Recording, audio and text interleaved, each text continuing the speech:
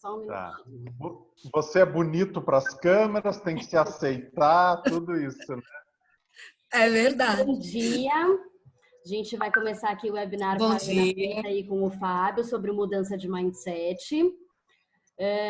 O Fábio é um dos nossos heads lá na integração, a Ana é nossa parceira. Vou deixar a bola com eles. Qualquer interação que vocês queiram fazer, perguntas, questionamentos, fiquem à vontade para nos sinalizar através do chat. A gente já está com 14 participantes, tá bom? E depois a gente disponibiliza a gravação nas nossas plataformas digitais. Contigo, Fábio. Tá bom. Bom dia, pessoal. Tudo bem? Eu sou Fábio Eutz e falar de mindset sempre é uma coisa que me deixa impressionado. Como que esse ajustezinho mental é tão poderoso que faz a gente querer o que quer e ainda diz se a gente vai conseguir ou não. Ele influencia se a gente consegue ou não aquilo que a gente está querendo. E é só uma coisinha mental. Não tem a ver com orçamento, com poder, com nada. É dentro da mente. Ainda bem que a gente tem a Ana Pita aqui, que conhece muito do assunto, para nos ajudar e a gente fazer todos os ajustes necessários no dia de hoje. Vamos lá, Ana, é com você, então.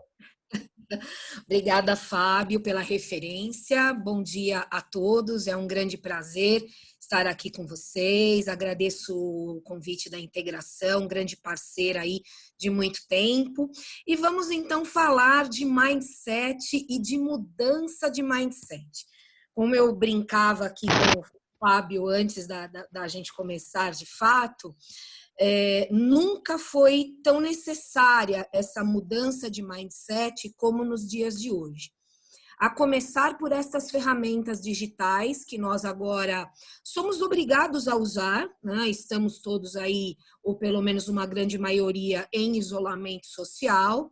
Isso nos leva a um trabalho frente ao computador, frente às câmeras, que seja num PC, que seja num laptop, que seja num celular, mas nós temos o nosso lar totalmente invadido. Então, todo mundo agora sabe como é a nossa casa, como vivemos, como tudo isso funciona. Além da câmera mesmo, né? Algumas pessoas eram muito resistentes a isso. Porque eu não quero fazer vídeo.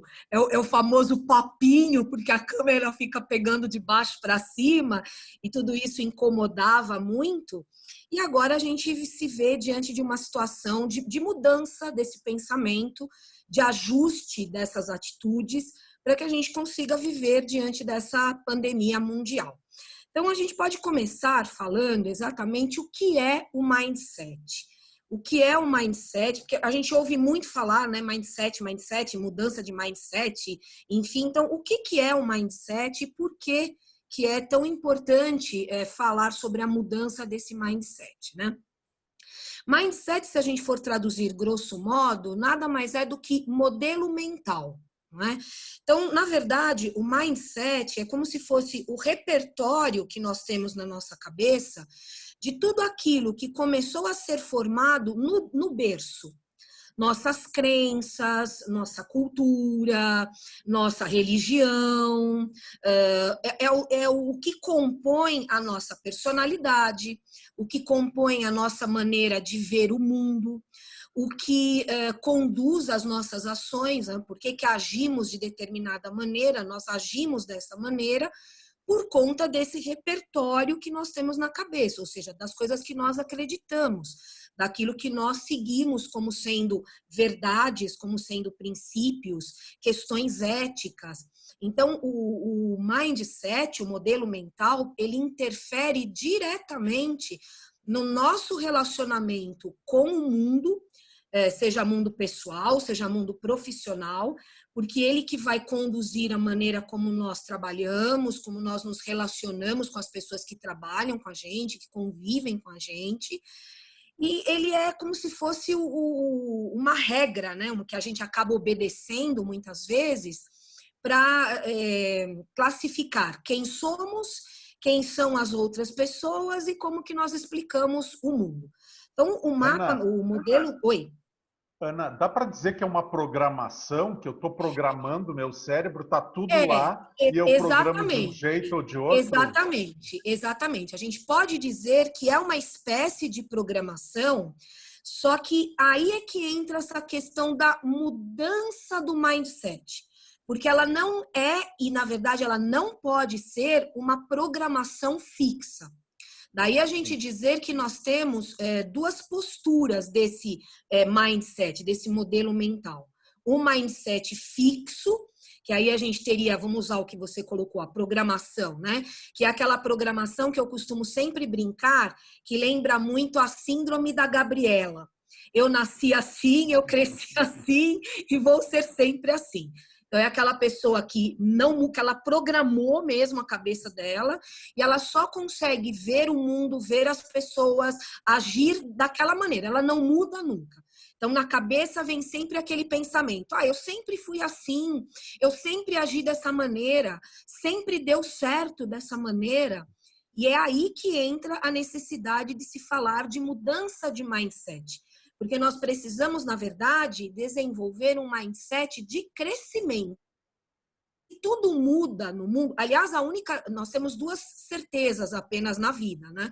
Uma é a morte, que todo mundo teme, que ninguém quer pensar nisso, mas é a única certeza que nós temos, todos nós vamos morrer. E a outra certeza é que tudo muda.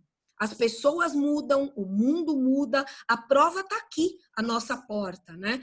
Eu tenho falado muito nas minhas aulas que a gente já vinha há tanto tempo falando da tal transformação digital, não é? E muitas pessoas ouviam tudo isso nos treinamentos e diziam assim: não, isso realmente a gente precisa, mas vamos esperar um pouquinho. E aí, de repente, a gente teve que fazer isso da noite para o dia. Então, a mudança é uma certeza. E se tudo muda, a nossa mente, a nossa programação, ela precisa acompanhar essas mudanças, né? Então, aí a gente conseguiu definir o que é o mindset. Então, é esse programa, esse repertório que nós temos. E por que falar de mudança de mindset? Então, grosso modo, é isso. Mindset, modelo mental, é a maneira como nós nos vemos e como vemos o mundo. E por conta disso, é o que guia as nossas ações. E falar de mudança de mindset é pensar que, já que tudo muda, a minha cabeça, a minha maneira de ver as coisas e o mundo precisa acompanhar essas mudanças também, né? E Ana, aí, oi. vou te fazer uma pergunta. As pessoas se dão conta que tem mindset? O que você acha? Elas se dão conta, eu estou programado para ser pessimista. Então, olha só, algumas pessoas sim, outras pessoas não. Eu vou falar aqui já de uma coisa que a gente chama de bloqueios da mente, né? Que também são conhecidos como crenças limitantes. E dependendo de como esses bloqueios, como essas crenças limitantes têm força dentro da sua cabeça, você nem percebe que você está agindo dessa maneira porque você se programou assim, né? Você acaba fazendo meio que no automático. Então, é a síndrome da Gabriela mesmo. Nasceu assim, continua fazendo assim a vida inteira, né? E isso é muito perigoso. Quando as pessoas não conseguem perceber que elas têm esse mindset, que elas podem mudar isso e devem mudar isso, devem enxergar o mundo de uma maneira diferente, isso é muito perigoso até na maneira como as pessoas lidam com as outras, não é? E antes da gente falar um pouquinho, eu tô vendo que algumas pessoas estão colocando alguma coisa no chat e depois você controla isso, tá, Fábio? Tá, ok. E O aí eu vou... pessoal está dizendo, isso acontece com o aprendizado da língua estrangeira, tipo assim, medo de matemática, medo de inglês. Isso acontece? Exatamente. Acontece. Às vezes, alguma coisa, a gente vai ver agora, é um dos primeiros bloqueios que muitas vezes a gente tem na cabeça, né? Que é o tal do bloqueio cultural. Porque tudo vai depender de como você foi formado, como eu disse, de berço. Então, família, o núcleo social, religião e tudo mais.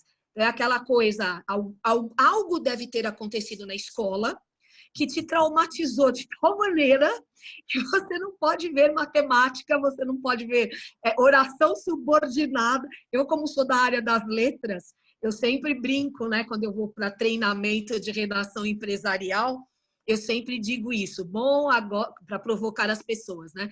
Agora nós vamos falar da oração subordinada. As pessoas já regalam os olhos, né? Porque isso é alguma coisa que ficou no nosso modelo mental e você leva isso para a vida inteira, né? E se você não repensa esse modelo mental, você acaba passando a vida inteira com medo das subordinadas, e elas são tão adoráveis, as subordinadas. A gente pode mudar esse modelo mental, né?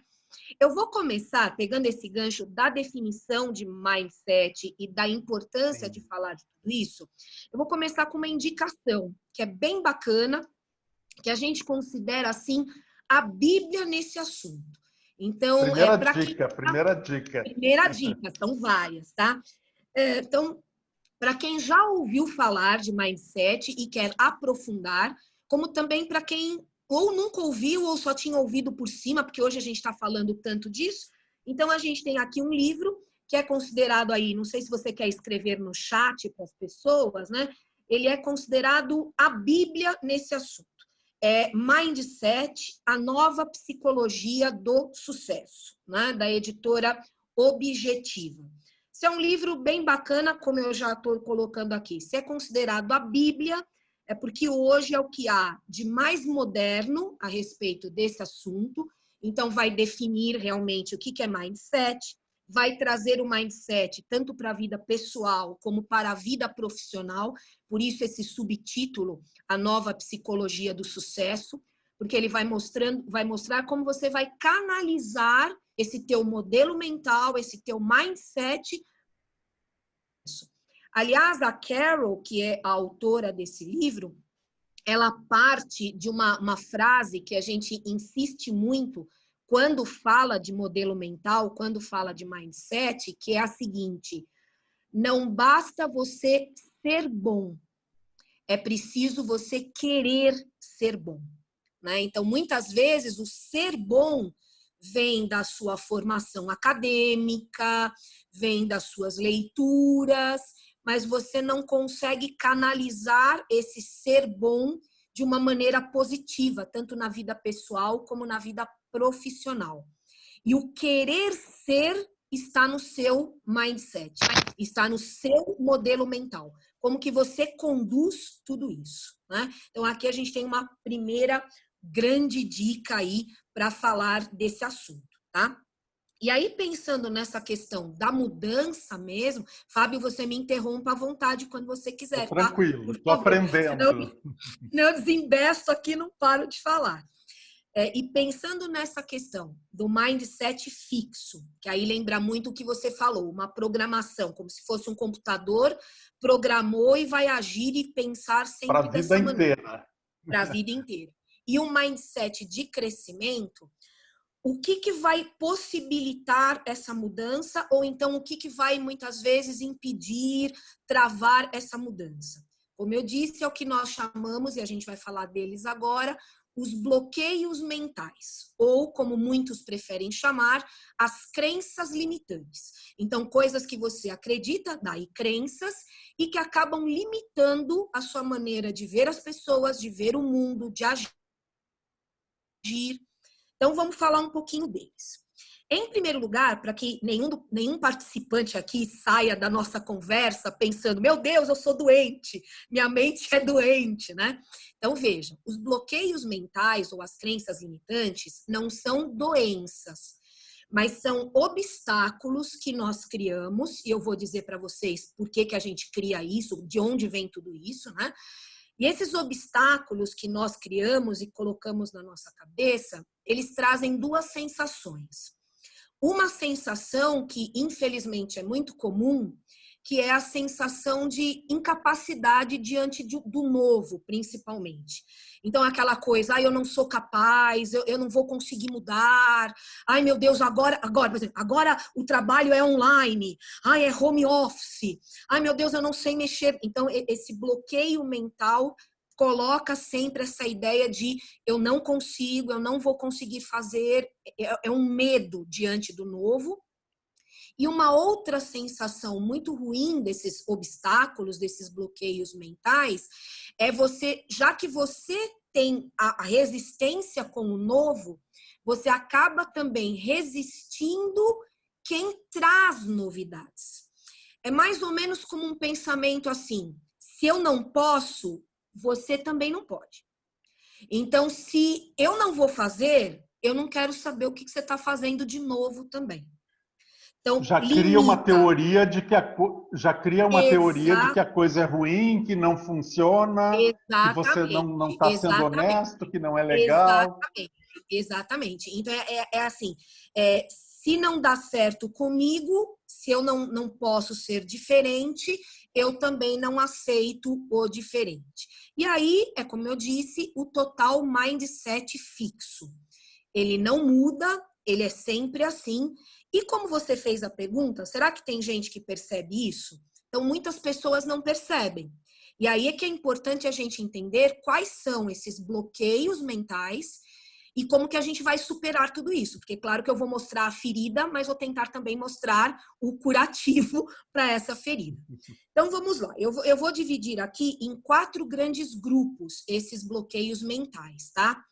O primeiro grande grupo é o mais presente na nossa vida. Ele vem mesmo de berço. Eu até já mencionei ele rapidamente aqui, que é o grupo dos bloqueios culturais. Eles são, ao mesmo tempo, os mais presentes e também os mais difíceis de serem modificados. Porque como é uma coisa cultural, como está na raiz de um povo, na raiz de uma pessoa, na raiz de uma religião, na raiz de uma empresa. São mudanças que, às vezes, não dependem só de uma pessoa, mas de várias pessoas. De um núcleo familiar, de um núcleo social, da própria gestão de uma empresa. Então, vamos lá. Por exemplo, eu vou começar com uma coisa que eu gosto muito de sempre fazer essa brincadeira, principalmente porque a gente tem sempre aqui no grupo de participantes homens, mulheres, enfim, e eu sempre pergunto assim para os homens presentes, né? Por que vocês fazem xixi em pé?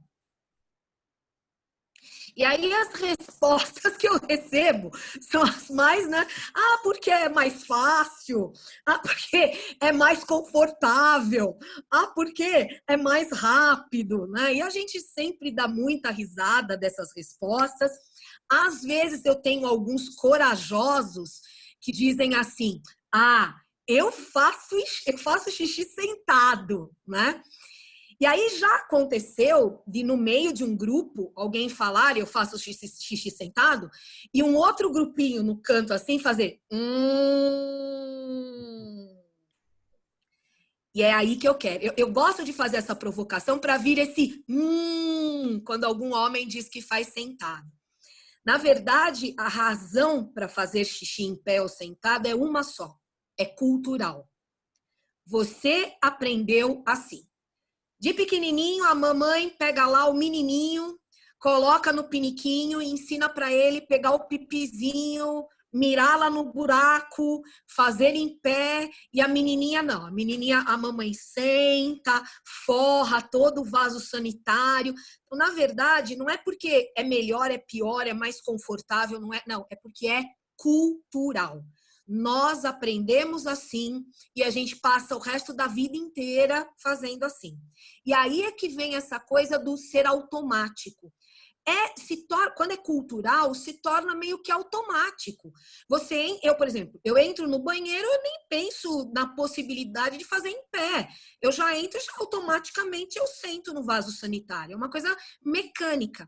É um cultural tão enraizado que ele se torna mecânico.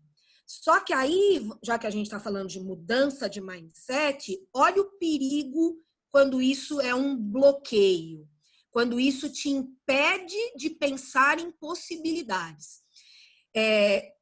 Acredito que muitos de vocês já tenham viajado e já tenham encontrado em alguns lugares o chamado banheiro turco.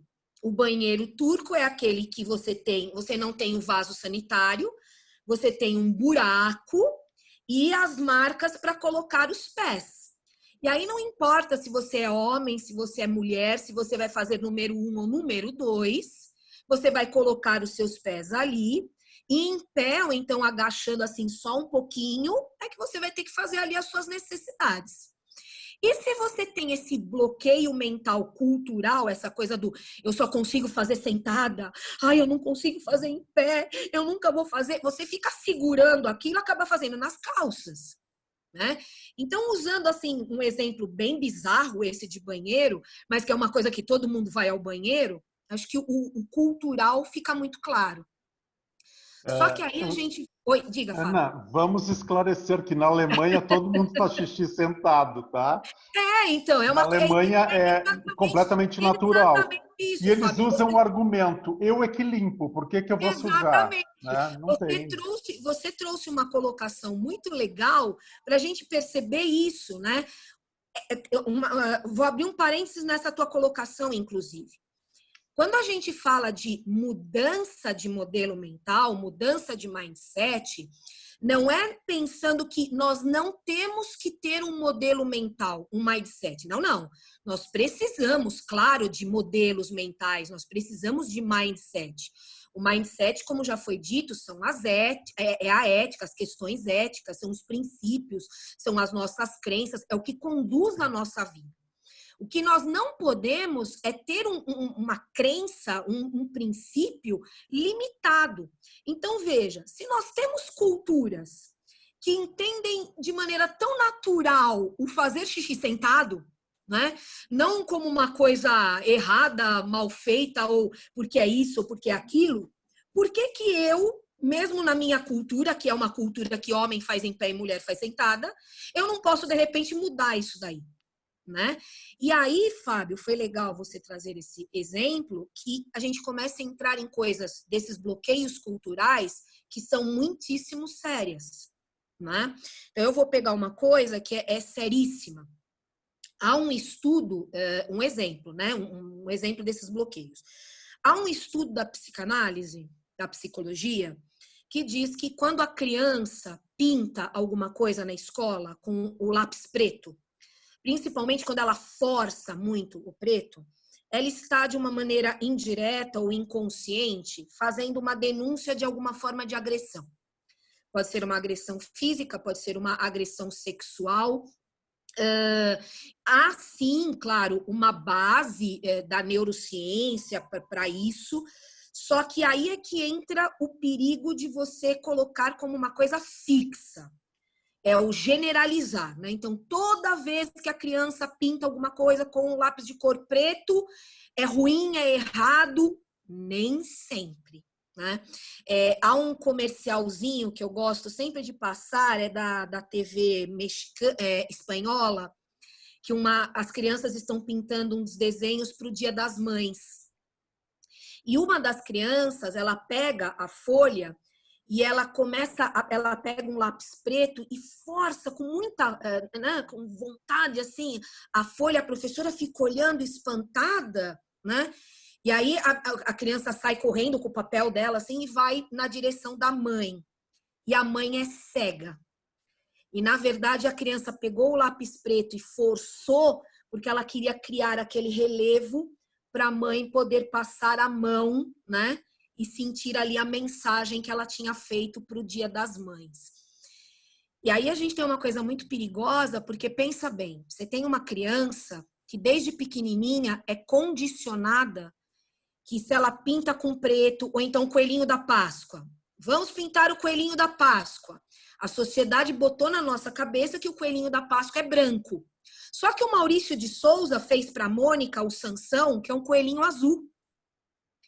E aí você, muitas vezes, pinta o seu coelhinho de verde e a professora chama a mãe. Distorção da realidade. Isso é muito perigoso. Porque você está colocando na cabeça que se ela sai daquele padrão, ela está errada. Então, a pessoa cresce com aquela história. Eu não vou aceitar o verde. Eu não vou aceitar o preto. Porque toda vez que eu pintei de preto, era errado. Toda vez que eu pintei de preto, me levaram na salinha para conversar com o tio ou com a tia, que era o psicólogo, sei lá, né? E isso vai causando as tais crenças limitantes. Que aí, de repente, você vira, quando a criança cresce um pouquinho, se ela tem um amiguinho preto, é aquela coisa de cuidado com... alguém colocou aqui, porque apareceu aqui para mim, meninos rosa, né? Meninos azul, meninas rosa, né? É exatamente isso. Isso não é brincadeira de menina, isso não é brincadeira de menino, né? Indo para o universo profissional. Hoje eu quase não tenho tido notícias disso. Me parece que isso já está sendo extinto, ainda bem. Mas é uma coisa que foi muito forte durante muito tempo e eu ainda vejo, assim, pouquinho, mas ainda vejo.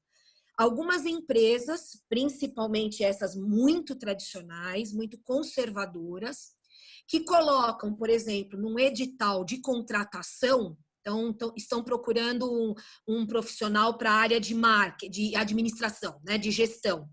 E aí colocam nesse edital que os candidatos devem ser formados pelas universidades Ou seja, se você é da universidade X, você pode vir que você vai ser aceito aqui.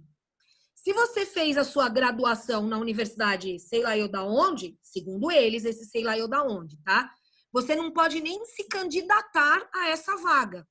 Esse é um bloqueio mental. Ainda cultural, tá? Ainda mais nos dias de hoje, que a gente sabe que nós temos universidades que você procura não pelo nome mais da universidade, mas pelo curso.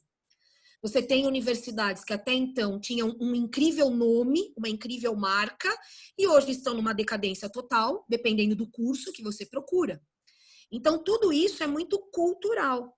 E aí vamos para uma segunda dica, muito legal, especificamente com relação a bloqueios culturais. É um filme dessa vez. Eu acredito que a maioria deva ter assistido aí. Vale a pena, se fosse Rede Globo, eu diria vale a pena ver de novo, não é? É o filme vencedor do Oscar, Quem Quer Ser um Milionário. Esse filme é um show, né? É uma lição de bloqueios culturais e como superar estes bloqueios culturais. Eu não vou fazer spoiler, mas eu vou justificar o porquê dessa indicação, tá? O filme Quem Quer Ser um Milionário, ele é aí uma história de um programa de televisão de perguntas e respostas. Quem chegar até a última etapa, quem responder a última pergunta, ganha 1 milhão, tá? Podem participar desse programa todo tipo de pessoa. Então, desde o cara que vem da Oxford, eu tô falando Oxford porque como é Índia, o filme se passa na Índia, é muito comum os indianos irem estudar na Inglaterra e em Oxford, né? Então, você tem aí desde estudantes da Oxford até meninos de favela, que é exatamente o que acontece no filme. Na final, a última pergunta, ela fica para dois participantes. Um é um menino de favela, uma favela indiana, e o outro é um menino que está na Oxford. E quem vence é o menino da favela.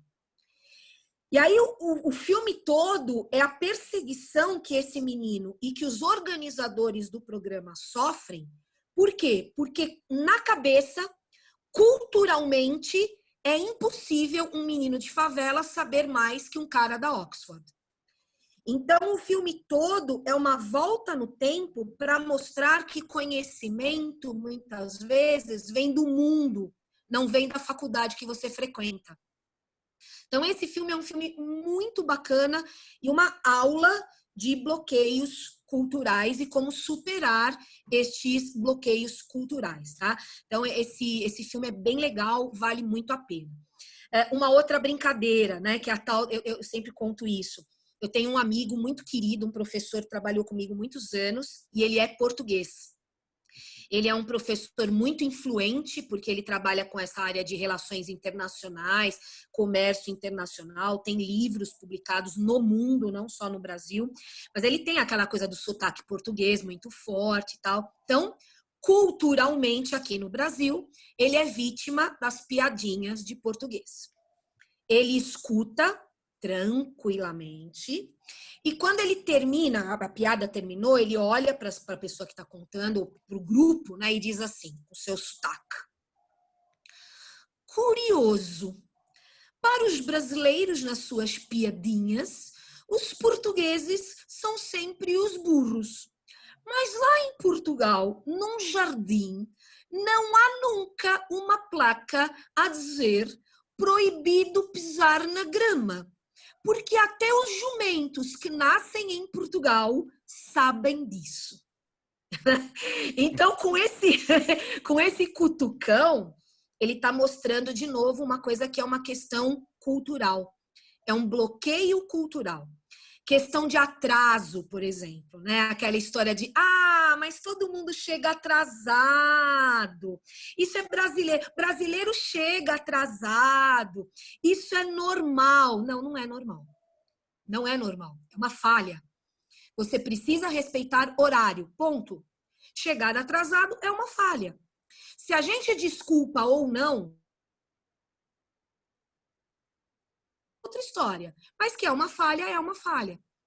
Então, aí também essa questão de achar que tudo é normal. O cultural, ele é muito difícil de ser superado, porque as pessoas acabam introjetando isso de tal maneira, acabam fazendo isso de maneira mecânica, e tudo é visto como normal.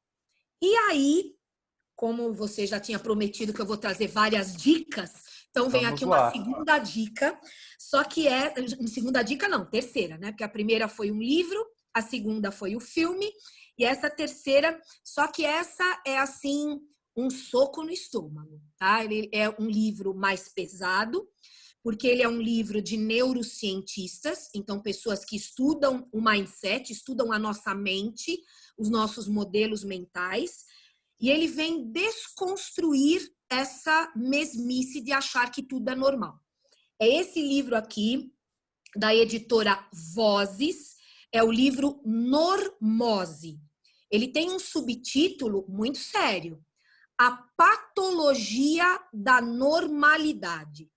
Patologia é doença, então é uma doença da mente de achar que tudo é normal e muitas coisas que não são normais, tá? Então, Normose, a patologia da normalidade, editora Vozes. Eu tenho indicado muito esse livro, as pessoas têm procurado, ele é muito bom. Como eu disse, é um pouco mais pesado, tem uma linguagem mais técnica em alguns momentos, mas vale muito a pena, tá? E aí a gente vai para o segundo grupo de bloqueios, né? Porque eu estou vendo aqui o relógio, quando eu olho para o relógio me dá um desespero. Vamos lá. O segundo grupo são os bloqueios ambientais, que na verdade nada mais são do que um reflexo dos culturais. Então, o ambiente que a gente vive acaba muitas vezes se tornando um ambiente limitante, um ambiente que te leva sempre a esse modelo fixo, né? Esse modelo mental fixo, né? Mas é uma consequência do cultural. Por exemplo, escola. Quando você fala em escola, você fecha os olhos assim e pede para as pessoas, imaginem uma sala de aula. Fechem os olhos e imaginem uma sala de aula. As pessoas vão imaginar o quê? O professor ali na frente e todo mundo sentadinho, um atrás do outro, naquelas carteirinhas. Isso é um bloqueio, porque, na verdade, culturalmente lá atrás, quando os romanos inventaram escola, que é essa escola que a gente conhece hoje, que é a escola modelo romano, é que eles vieram com essa história de uma mesinha atrás da outra. Então, há pessoas que entram em algumas universidades, por exemplo, que é um ambiente que eu conheço bastante, e se é uma universidade mais abertona, mais livre, como, por exemplo, eu dou aula na Belas Artes, e lá o ambiente é bem diferente, você tem salas de aula muito diferentes, né? Há pessoas que entram e se assustam. Nossa, isso aqui não pode ser sério. Os alunos estão em círculo, as paredes estão pintadas, tem grafite na entrada da faculdade, né? Então, o cultural leva a um ambiental que te bloqueia. Por exemplo, uma coisa que eu cutuco sempre, o mundo corporativo, as famosas baias nos escritórios, né? Me perdoem, mas baia é lugar que você coloca cavalo, você coloca boi, você coloca vaca, você não coloca uma pessoa numa baia, não é? E o pior é que isso muitas vezes já está tão grudado no nosso mindset que a pessoa até fala mesmo, ela levantou para tomar um café, e aí para voltar lá para a mesinha dela, ela diz assim, ela não fala, eu vou voltar para minha mesa, ela diz, eu vou voltar para minha baia. É como se fosse um cavalo, não é? Voltando para a minha baia. baia, o meu grampeador, que ninguém pode pegar, né? A minha baia, o meu grampeador. Agora, Fábio, há uma coisa séria nisso, tá? Quando a gente fala de mudança de mindset, a gente está falando de mudança de cabeça. Não é só a mudança do que você pode ver da boca para fora. Então, não adianta nada. Hoje eu vejo muitas empresas inspiradas nessas coisas da Google, né? Aquelas empresas com puffs coloridos, mesas de bilhar, geladeiras de refrigerante para todos os lados. Não adianta nada você tirar a baia física se a baia mental continua nas pessoas que trabalham naquela empresa.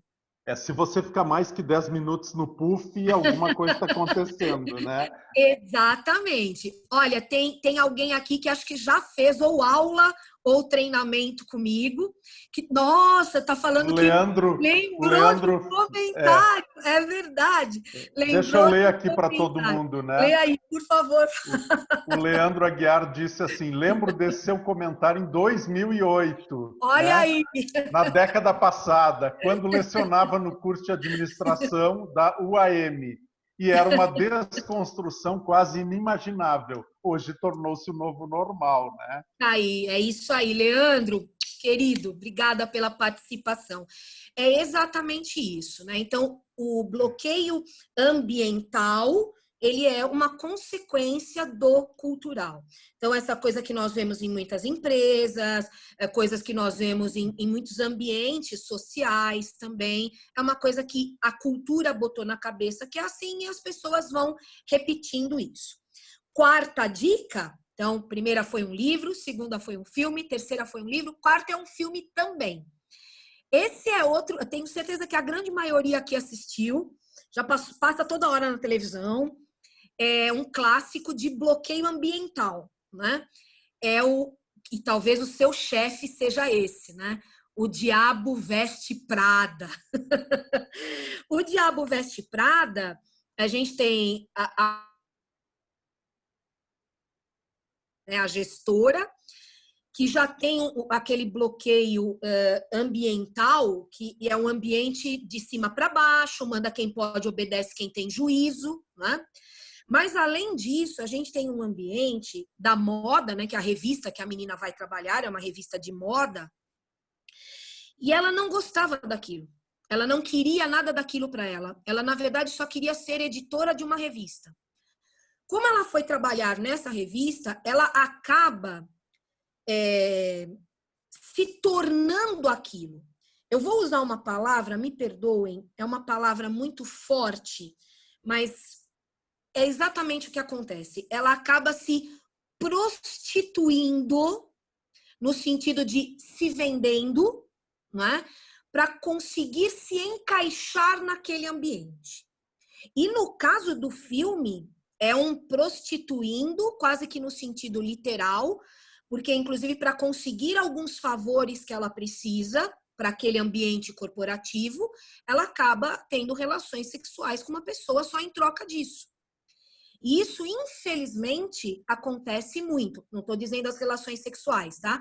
Mas estou dizendo você começa a vestir uma roupa que não é a roupa que você normalmente vestiria só para ser aceito naquele ambiente. Você passa a usar um tênis que talvez você nem tem dinheiro para comprar. Você deixa muitas vezes de comer para poder comprar aquele tênis para ser aceito naquele ambiente.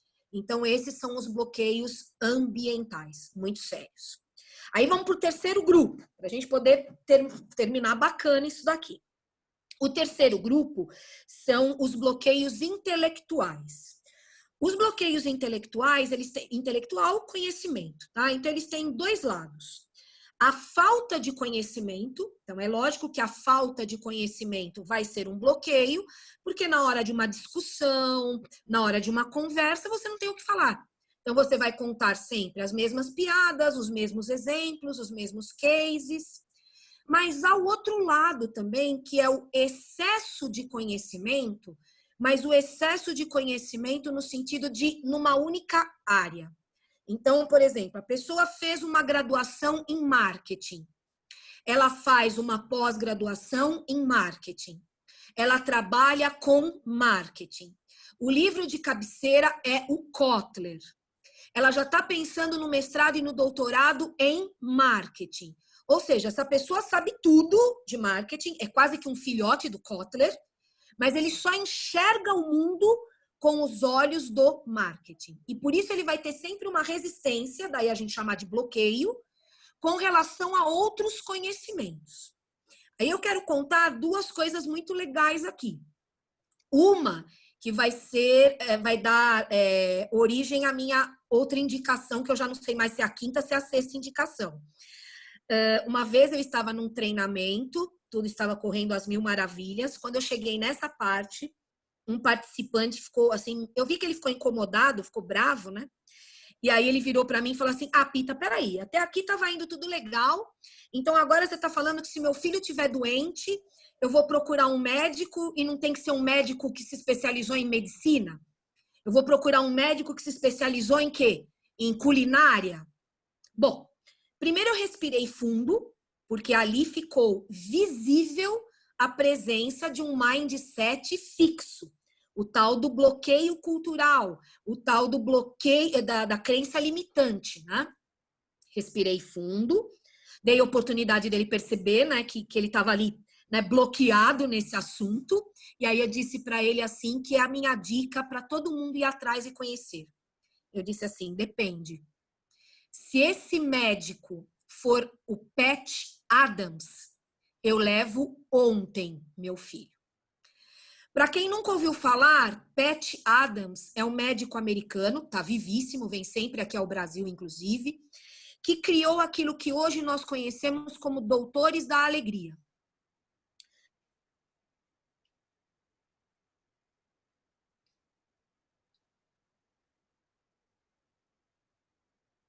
Ana, acho que para mim travou. Como é que tá aí? Aqui também para mim tá O travado. Pat Adams, ele... Agora voltou. Voltou? Tá. Voltou, Acho que agora voltou, né? Ele Foi um percebeu que aquela suspense, Ana. Isso foi um suspense que você fez para nós aí sobre o... aqui. Voltei? Ok. Muito bem. Voltou. Então, quando ele começou a trabalhar nos hospitais, ele percebeu que aquela medicina tradicional, que é essa que eu estou falando, é a medicina que cava fundo, mas sempre na mesma direção. Medicina olhando medicina. Ela não trazia para os pacientes aquilo que eles mais precisavam, o humano. Então, ele foi buscar nos contadores de história, nos palhaços, um complemento para a medicina hospitalar. E daí nasceram os doutores da alegria. Se você quiser trabalhar no grupo dos doutores da alegria, não basta ser um palhaço ou um contador de histórias, que isso fique bem claro. Você precisa ter, sim, um conhecimento na área da saúde. Ser um enfermeiro, um médico, um estudante de medicina, um estudante de enfermagem, mas que olhe para o lado, não só na mesma direção. Então, mais uma dica aqui é conhecer um pouquinho o trabalho do Pat Adams, esse médico americano incrível. Há um filme que quem inclusive fez o papel do Pat Adams foi o Robin Williams, né? Pat Adams, o subtítulo é O Amor é Contagiante. O filme é bonito, é bacana, mas eu não posso deixar de comentar aqui que o filme ele tem muito de Hollywood. Há algumas coisas que na vida, de fato, do Pat Adams não aconteceram. Foram criadas para dar aquele clima de filme.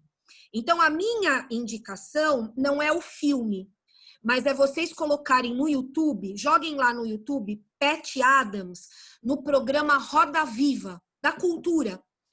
O Pat Adams esteve várias vezes no Brasil, e numa dessas vezes ele participou do programa Roda Viva da TV Cultura. E se vocês jogarem no YouTube, vocês vão encontrar lá a participação inteira, o programa inteirinho dele, vale muito a pena, é uma superação desse bloqueio intelectual, tá? Então essa é a minha primeira indicação. E o segundo caso aí com relação a esse bloqueio intelectual, uma vez eu tenho alguns alunos que eu gosto de falar assim de boca cheia, né? Como o Leandro, que está aqui na sala, e outros também, que hoje são muito bem colocados no mercado de trabalho, e eu tenho alguns que até viraram estrelinhas, né? E aí, uma vez, eu estava num curso de administração, não era a turma do Leandro, porque o Leandro foi meu aluno na graduação, e essa era uma turma de pós. Era uma pós-graduação em administração, primeiro dia de aula, vamos nos apresentar. Todos eles ali, eu fiz administração não sei aonde, todos eram formados em áreas administrativas, tá? E aí um deles, que é esse aluno que eu vou falar dele aqui, ele virou na hora de se apresentar e falou assim, olha, eu sou chefe de cozinha.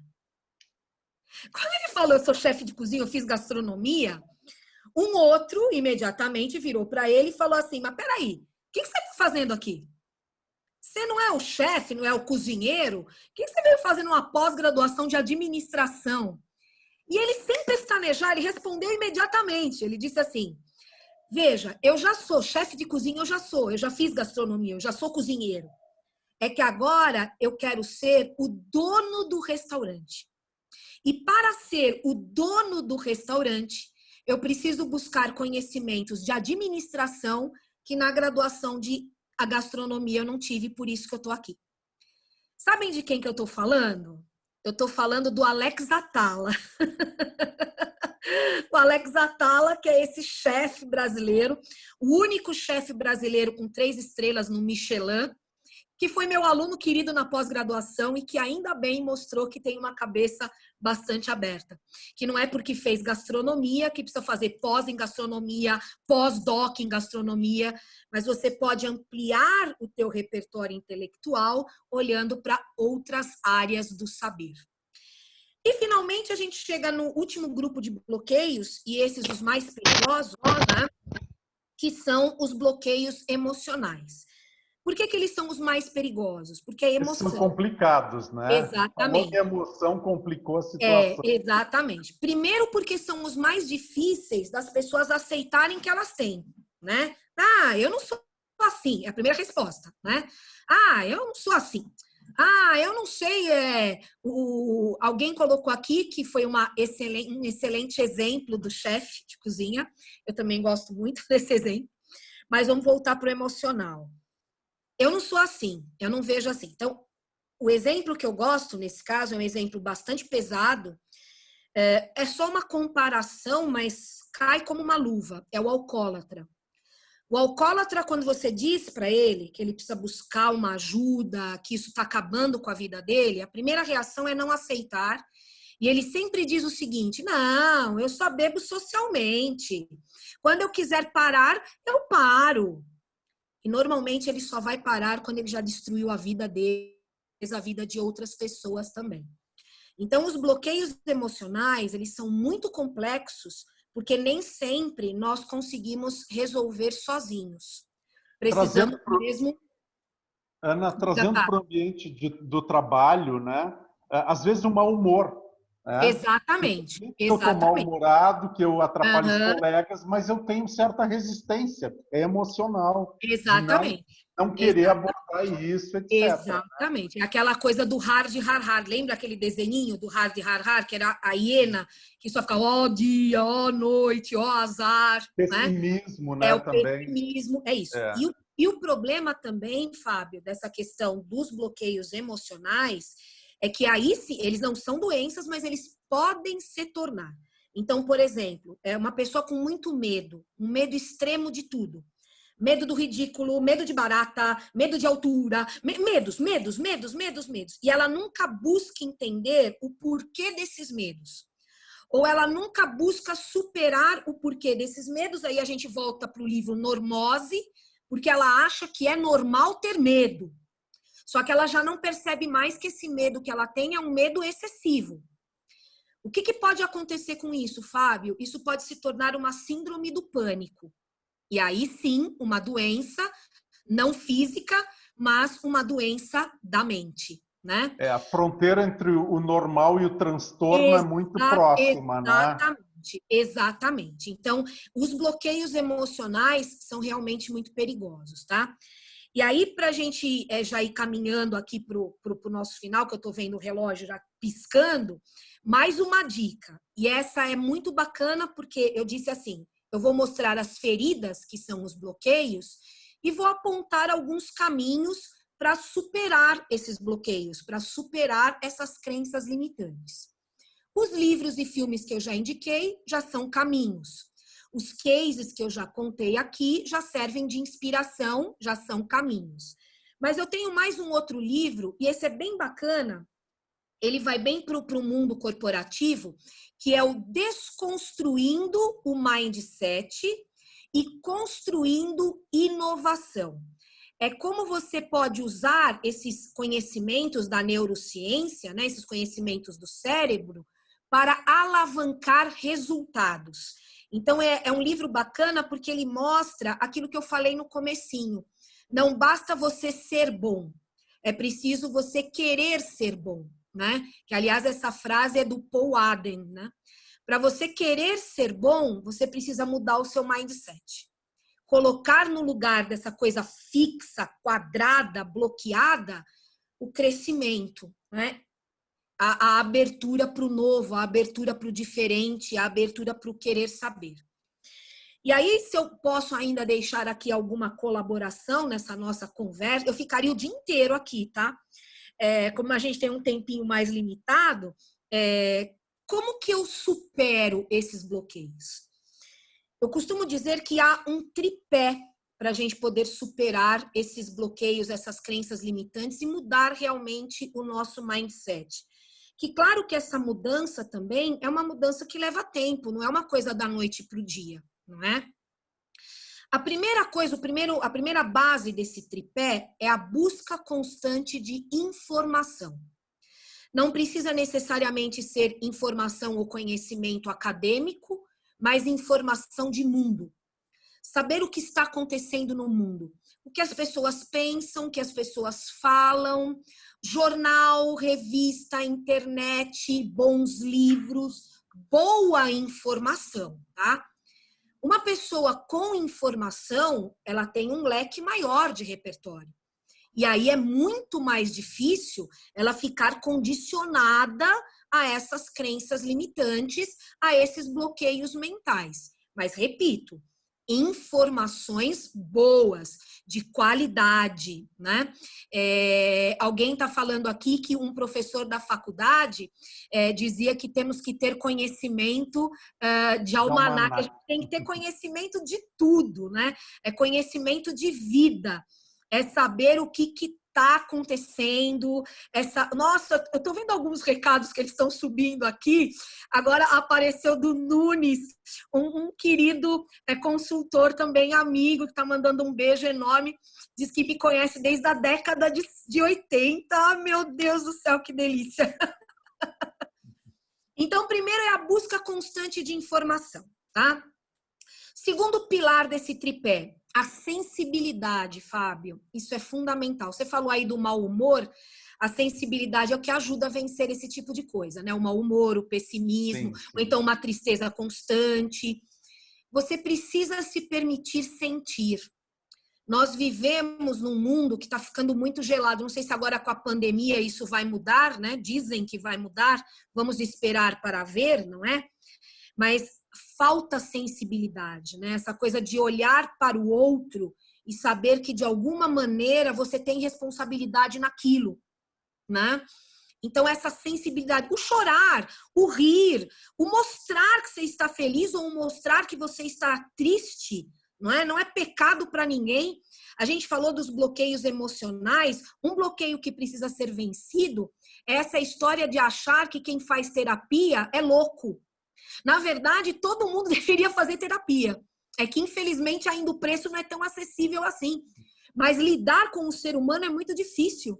E seria muito bom todo mundo fazer uma análise, fazer uma terapia, né? Isso é uma dica? Isso é uma dica ou é uma ordem? É uma dica ou uma ordem? Isso é uma ordem, super ordem. Então, primeira coisa, informação. Segunda, emoção. E terceira coisa, a Silmara colocou assim, deixa eu ver o que ela colocou aqui. Presidente, Silmara, eu vou deixar essa questão política para daqui a pouco. Tá? É melhor. Eu acho que é bom deixar de lado. Nós temos que terminar, né? Então... É verdade. Mas nós podemos conversar sobre isso, tá, Silmara? Bom, informação, sensibilidade e, claro, o que Eduardo de Bono é um professor da Harvard, é considerado um dos papas da criatividade e da inovação, dos maiores nomes quando o assunto é criatividade e inovação. E o Eduardo de Bono, num dos seus livros, ele traz um conceito que é o conceito do pensamento lateral. O pensamento lateral nada mais é do que eu falei, por exemplo, do menino da gastronomia, do Alex Atala ou do Pat Adams. Você cava fundo, você busca a especialização, mas você olha para o lado, você olha em outras direções. O Eduardo de Bono, ele diz assim, que o mindset fixo, que é esse eu nasci assim, não mudo assim, você sempre assim, ele chama de pensamento concreto. É aquele que cava sempre na mesma direção. Já o pensamento lateral, apesar dele cavar também fundo, como eu já disse, mas ele olha para o lado. Então, informação, sensibilidade e pensamento lateral é o que vai nos ajudar a mudar o mindset, vai nos ajudar a superar os bloqueios. E aí, até para a gente poder, talvez, responder algumas coisas, porque eu estou vendo muita coisa subindo aqui, muita coisa legal sendo falada. A Luciana está comentando alguma coisa sobre inteligência emocional. Esse é um outro assunto muito interessante, porque trabalhar a inteligência emocional também ajuda a mudança do mindset. Mas agora eu quero deixar, Fábio, e essa não vai ser... Precisamos encerrar, então você vai ter que dar uma dica bombástica agora. Bombástica, eu deixei maravilhosa. Essa daqui não é indicação, tá? Essa daqui eu vou deixar assim como... só vou falar isso porque o Murilo também foi meu aluno e ele tá colocando uma coisa assim que eu falava sempre nas minhas aulas e falo até hoje, né? Que é enxergar as coisas com outros olhos. Na verdade, a gente não precisa buscar paisagens diferentes, a gente precisa buscar olhares diferentes. E aí a minha dica, que é essa, que eu vou transformar numa lição de casa obrigatória, eu espero que todo mundo desligue aqui esse bate-papo e entre na Amazon.com e compre esse livro imediatamente, é este daqui, ó. Destrua este diário. Ele é um diário, tá? Que você que vai preencher, você que vai fazer... Só que ele vem com a proposta de destruir. Esse que tá aqui na minha mão é na versão branco e preto, tá? Só que agora saiu a versão colorida. É uma delícia. Só que ele é um exercício. Por isso que eu falei, vamos transformar em lição de casa obrigatória, tá? Ele tem uma página, por exemplo, que tem um círculo. E aí, na escolinha, o que você aprendeu na escolinha? Pintar dentro do círculo, pintar dentro do quadrado. Ele vai te mandar pintar fora do círculo. Aí ele tem uma outra página que é arranque esta página e faça um barquinho. Ai, quem disse que você tem coragem de arrancar a página do livro? Eu vou só contar uma coisa. Eu tô vendo pessoas que já fizeram treinamentos comigo falando, eu comprei, eu adorei. O Alexandre tá falando. Tem gente que tá falando, eu preciso muito, precisa mesmo. E uma vez aconteceu uma coisa super legal. Eu tava num bate-papo, num treinamento. Ana, 2 minutos, nós temos outro webinar, tá? Eu tava num bate-papo, eu tava num treinamento. Eu falei, indiquei esse livro, fomos embora para casa. 2 dias depois do treinamento, uma pessoa que estava nesse dia mandou uma foto para mim no e-mail, ela com o livro, com os 2 pés em cima do livro, porque é uma página que diz assim, pise nesse livro. Então ela pisou, tirou a foto, mandou um e-mail para mim e falou: Pita, você salvou minha vida, obrigada. Então, se eu conseguir deixar um pouquinho dessa vontade de mudar o mindset aqui hoje, eu estou muito feliz. Então, mais uma vez, eu agradeço a presença de todos, essa energia boa que eu senti aqui no chat. Meus queridos ex-alunos, muito obrigada pela participação. E as pessoas não ex-alunos, mas ex-participantes de treinamentos que estão aqui, queridos e lindos, muito obrigada também. Obrigada, Fábio. Obrigada, Luciana. Obrigada, Integração, pelo convite. Prazer enorme. E vamos mudar esse mindset, porque mais do que nunca, nos dias de hoje, precisamos. Ana, muito obrigado. Pessoal, então a gente ficou com mais, no mínimo a gente sente culpa de não mexer no mindset. É mais uma coisa que vai para a minha lista de pendências, de ficar olhando o mindset, observando, revisando. Muito obrigado pela atenção. Lembrando que este material fica todo nas nossas mídias sociais e também no YouTube. Então, acho que vale você, se quiser anotar, pesquisar alguma coisa, olhar lá. Muito obrigado, pessoal, e até amanhã. Amanhã tem mais um e a gente vai falar. Até. Tchau, tchau. Obrigada. Obrigado, Tchau, Ana. tchau. Tchau, tchau.